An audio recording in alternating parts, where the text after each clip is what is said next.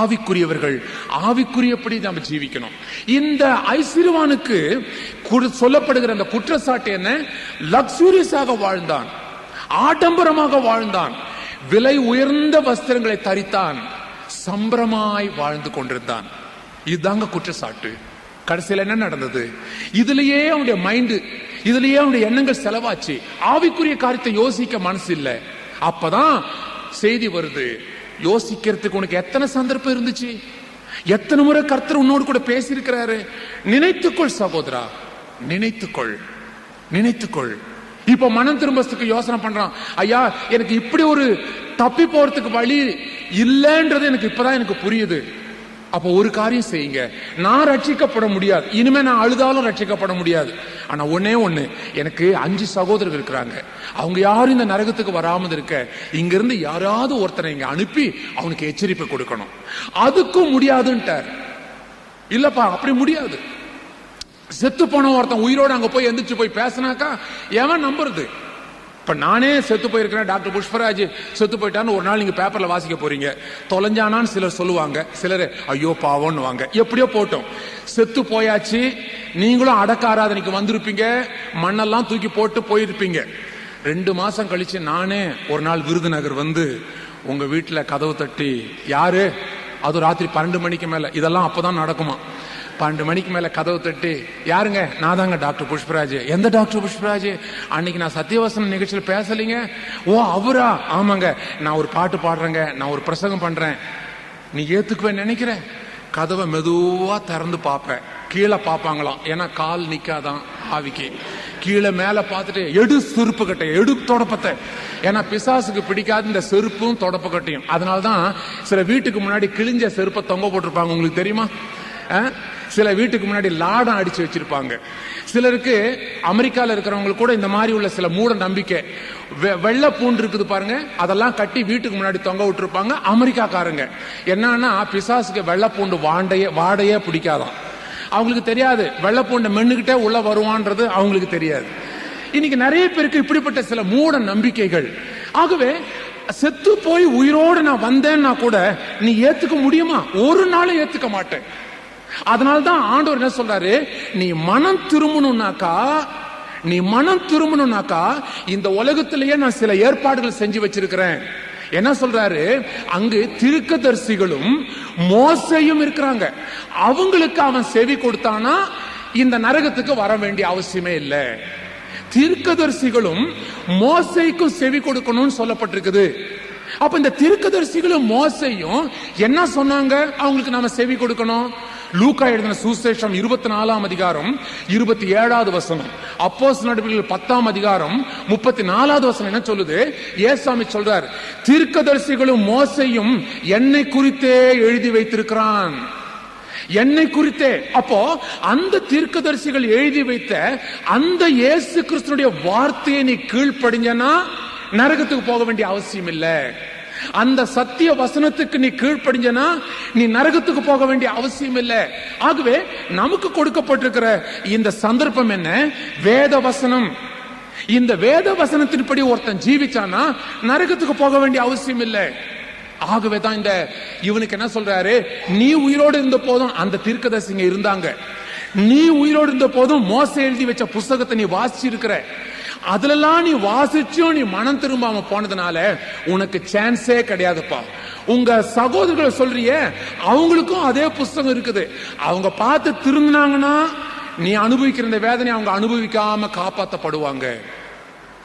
நினைத்துக்கொள் சகோதரா, நினைத்துக்கொள், நினைத்துக்கொள், நினைத்துக்கொள்.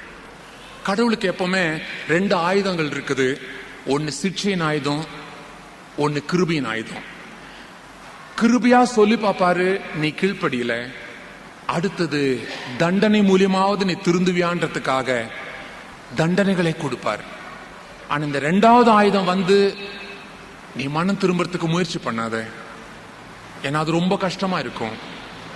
ஒருத்தன் மீன் பிடிக்கிறதுக்கு வலையை எடுத்துட்டு போனானா, வலைய போட்டான், மீன் கிடைச்சது, திருப்பியும் வலைய போடுறான், ஆனா இந்த தடவை மீனே கிடைக்கல.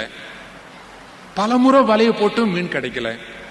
கடைசியா அவன் யோசனை பண்ணான், சரி வலையெல்லாம் சுருட்டி வச்சுட்டு இந்த தூண்டில் இருக்குது பாருங்க, அதுல ஒரு ஒரு புழுவை சொருவி தண்ணிக்குள்ள விட்டான்.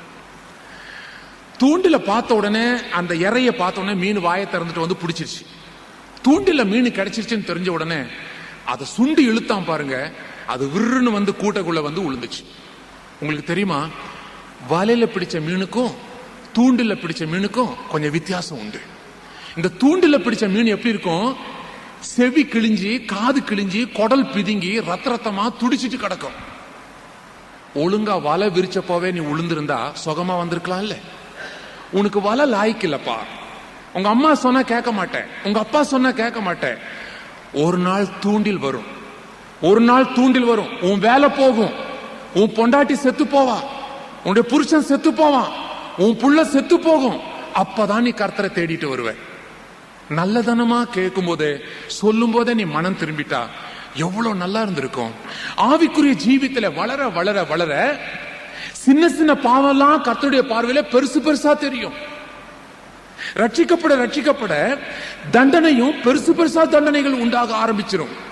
ஜாக்கிரதை, மனம் திரும்பு, மனம் திரும்பு, நினைத்துக்கொள் என்று சொல்லி அந்த தனவான் ஐஸ்வர்யவானுக்கு சொல்ல அதே வார்த்தை இன்றைக்கு உன்னோடு கூட கர்த்தர் சொல்லுகிறார். என்னோடு கூட பேசின அந்த கர்த்தர் இன்றைக்கு உன்னோடு கூட பேசிக் கொண்டிருக்கிறார். நான் நல்லவன், நான் நல்ல யோகியமானவன் என்று சொல்லுகிறதுனால நீ பரலோகம் போக முடியாது, உன்னுடைய கிரியைகளை வச்சு போக முடியாது. எல்லாரும் கண்ணை மூடணும், சின்ன பிள்ளைங்க பெரியவங்க எல்லாரும். ஏன் நம்ம கண்ணை மூடுறோம்? நம்ம விக்கிரகத்துக்கு முன்னாடி நின்னுகிட்டு நாம் ஜெபம் பண்றதில்லை. விக்கிரக ஆராதனை கூடாது. இன்னைக்கு சிலர் இயேசு கிறிஸ்துவினுடைய போட்டோக்கு முன்னாடி நின்னுட்டும் கை கூப்பி தொழுதுகிட்டு போறதை பாக்குறோம். ஒரு நாளும் அப்படி செய்யக்கூடாது, அது விக்கிரக ஆராதனை. வேதவசனம் சொல்லுறது, தேவன் ஆவியாய் இருக்கிறார், அவரை தொழுது கொள்ளுகிறவர்கள் ஆவியோடும் உண்மையோடும் தொழுது கொள்ளணும். ஆவியாய் இருக்கிற தேவனை போட்டோல பார்க்க முடியாது.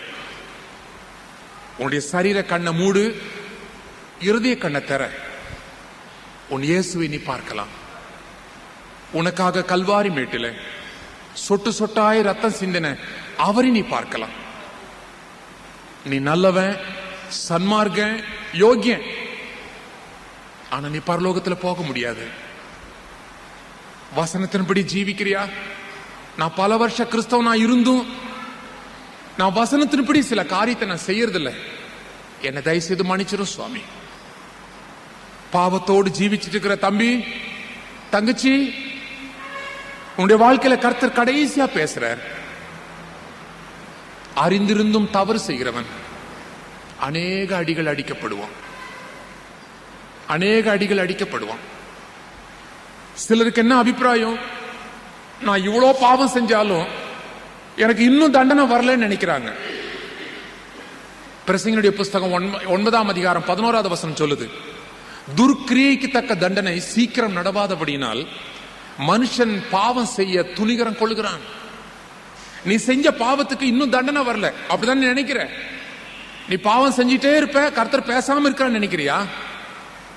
கயிறை விட்டுக்கிட்டே இருக்கிறார். நீ போற வரைக்கும் போ, செய்யற வரைக்கும் செஞ்சிட்டே இரு. ஒரு நாள் வரும், ஒரு நாள் வரும், நீ கண்ணீர் விட்டு கதறி கதறி அழுவ. அந்த நிலைமை உனக்கு வர்றதுக்கு முன்னாடியே இன்னைக்கே நீ மனம் திரும்பு. உனக்காக உன்னுடைய மனைவி அழுகிறா, இதே இடத்துல அழுதுட்டு இருக்கிறா. நீ இன்னைக்கு நீ திருந்த மாட்டியா? உனக்காக பெத்த தாய் கண்ணீர் விட்டு அழுகிறா. சகோதரா, இன்னைக்கு அவனுடைய வாழ்க்கையை நீ மாத்திக்கொள்ள மாட்டியா? தங்கச்சி, உடைய வாழ்க்கையை நீ மாத்திக்கொள்ள மாட்டேன்றியா? தீர்மானம் பண்ணு. எரேமியாவுடைய புஸ்தகம் 21ஆம் அதிகாரம் 22வது வசனம் சொல்லுது, நீ சுகமாய் வாழ்ந்திருக்கையில் நான் உனக்கு சொன்னேன், நீ கீழ்ப்படியேன் என்று சொன்னாய். நீ கீழ்ப்படியாதது உன்னுடைய சிறு வயது முதலே உன்னுடைய பழக்கம் என்று சொல்லப்பட்டிருக்குது.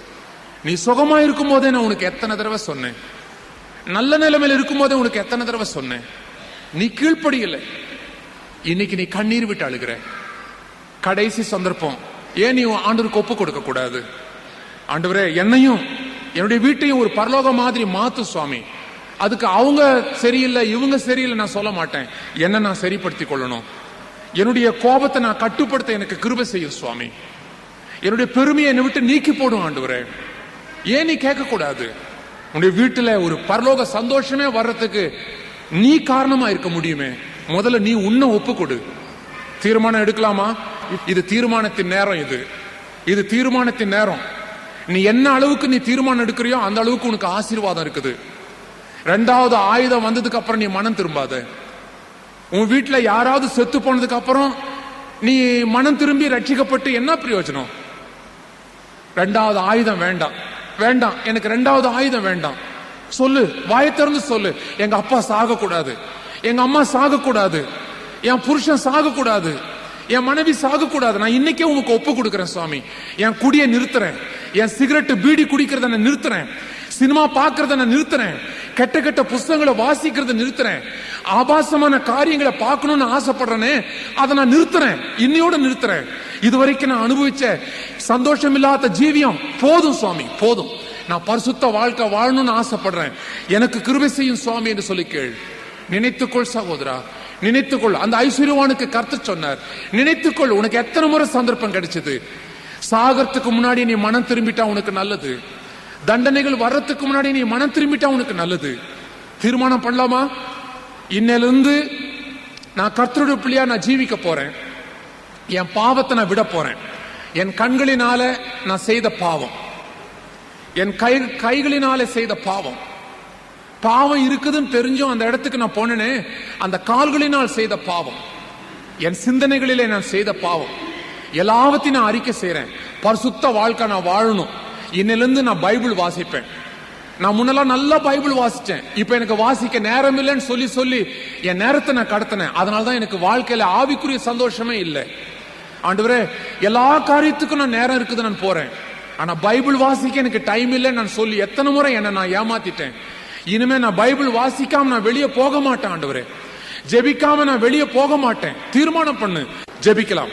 என் கரம் உம் கையை பிடித்து சென்றால் தாவர விடுவேனே, ஆனால் உம் கரம் என் கையை பிடித்து சென்றால் ஒரு காலும் தவறிடேனே. ஆனால் உம் கரம் என் கையை பிடித்து சென்றால் ஒரு காலும் தவறிடேனே. இதய கதவை திறந்தேனே, என்னுள்ளத்தில் வாரும் இயேசு சுவாமி. இதய கதவை திறந்தேனே, என்னுள்ளத்தில் வாரும் இயேசு சுவாமி. வேல ஈனம் யாவையும் போக்கி காத்து கொள்ளும் தேவா, வேல ஈனம் யாவையும் போக்கி காத்து கொள்ளும் தேவா.